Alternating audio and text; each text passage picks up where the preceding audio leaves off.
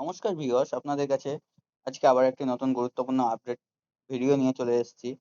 আমাদের রাজ্যে যে সমস্ত চুক্তিভিত্তিক কর্মী আছেন, যারা বিভিন্ন দপ্তরে দীর্ঘদিন ধরে কাজ করে আসছেন, বছরের পর বছর রিনিউ হচ্ছে, কোনো রকম পরীক্ষা বা কোনো কিছু ছাড়াই টাকা দিয়ে বা কোনো রকম এজেন্টের মাধ্যমে যারা চাকরিতে যুক্ত হয়েছেন, তাদের জন্য কিন্তু এবার খারাপ দিন চলে এসছে। খুব কেন বলছি? সেই পুরো বিষয়টি কিন্তু কাদের, কাদের চাকরি যেতে চলেছে এবং কাদের চাকরি থাকবে এবং কতদিনের মধ্যে তাদের সকলের চাকরি যেতে চলেছে। আর চাকরি গেলে ওই শূন্য পদগুলিতে কি হবে?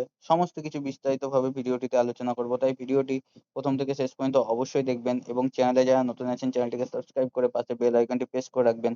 যাতে চাকরি সংক্রান্ত সব ধরনের আপডেট নিউজ সবথেকে আগে আপনাদের কাছে পৌঁছে যায়। দেখুন, রাজ্যের চুক্তিভিত্তিক যে সমস্ত দপ্তরগুলো আছেন সেগুলো জানেন দিদির আমল থেকে কিভাবে কি রকম ভাবে নিয়োগ হয়েছে। এছাড়া চুক্তিভিত্তিক যে সমস্ত দপ্তরগুলোতে নিয়োগ হয়েছে সেগুলো কিন্তু সবগুলোই সরকারি দপ্তর। সেগুলো কিন্তু পার্মানেন্ট ভ্যাকেন্সি। দিদি কি করতেন? টাকা নিতেন।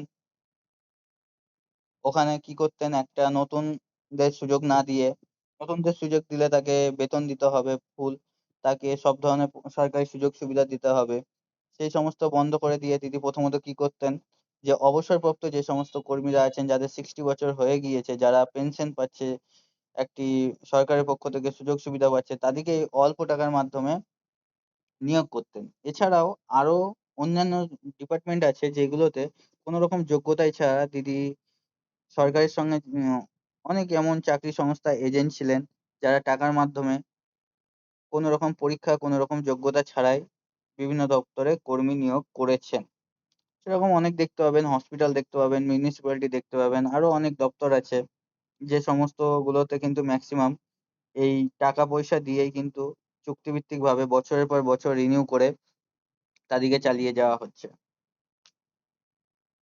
এই সমস্ত দপ্তরগুলোতে যারা এরকমভাবে চাকরি পেয়েছেন, বিশেষ করে অবসরপ্রাপ্ত কর্মী, এছাড়া যারা ইলিগাল ভাবে মানে কোন রকম সংস্থা বা এজেন্টের মাধ্যমে টাকা পয়সা দিয়ে চাকরি পেয়েছেন, না কোনো অর্থ দপ্তরের অনুমোদন আছে তাদের মাইনার জন্য, না কোনো কিছু আছে। এছাড়াও তাদেরকে বছরের পর বছর দিদি রিনিউ করতেন। তাদের উদ্দেশ্যে কিন্তু খুবই খারাপ খবর। তিনি মাননীয় মুখ্যমন্ত্রী আগামীকাল সরাসরি বলেছেন যে, সেই সমস্ত চুক্তিভিত্তিক কর্মীদের এবার চাকরি যেতে চলেছে। তাদের একটাও কোনো রিনিউ করা হবে না। এছাড়া সেই সমস্ত চাকরিগুলো তাদের সমস্ত বাতিল করে দেওয়া হবে এবং ওই শূন্য পদগুলিতে দ্রুত ৩ মাসের মধ্যে অর্থ দপ্তর থেকে সরকারকে জানাতে হবে কত কি শূন্য পদ আছে এবং ৩ মাসের মাধ্যমে কিন্তু সেই শূন্য পদগুলিতে মানে যোগ্যতা সম্পন্ন যে সমস্ত ক্যান্ডিডেট আছেন তাদের পরীক্ষার মাধ্যমে পার্মানেন্ট ভাবে সেই পদগুলো পূরণ করা হবে। এটি কিন্তু একটি খুব ভালো খবর যে যদি সেই সমস্ত দপ্তরগুলোতে যোগ্যতার ভিত্তিতে নতুনভাবে নিয়োগ করা হয় তাহলে কিন্তু আমাদের অনেক নতুন পদের সৃষ্টি হবে যেগুলো আমাদের কাছে এতদিন অন্ধকারে ছিল। এমন অনেক, অনেক দপ্তর ফাঁকা থাকে। প্রত্যেকটা অফিসে যাবেন যে সমস্ত দপ্তরগুলো ফাঁকাই পড়ে থাকে। চুক্তিভিত্তিকভাবে এইরকমভাবে দিদি চালিয়ে আসছিলেন। সেটা কিন্তু এবার বন্ধ হতে চলেছে। নতুনদের জন্য অনেক সুযোগ আসতে চলেছে চাকরির। এই পদগুলো সৃষ্টি হলে নতুন ভাবে নিয়োগ হলে, পার্মানেন্ট ভাবে নিয়োগ হলে, চাকরি হলে অনেকেই কিন্তু সুযোগ পাবে।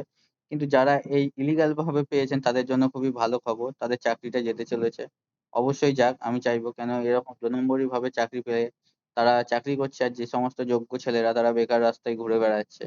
এটার মতো বেদনাদায়ক জিনিস হয়তো কিছু আর নেই। আজকের ভিডিওটি এতটাই। ভিডিওটি ভালো লাগলে ভিডিওটিতে লাইক করবেন, চ্যানেলটিকে সাবস্ক্রাইব করে রাখবেন, চ্যানেলের পাশে থাকবেন। ধন্যবাদ।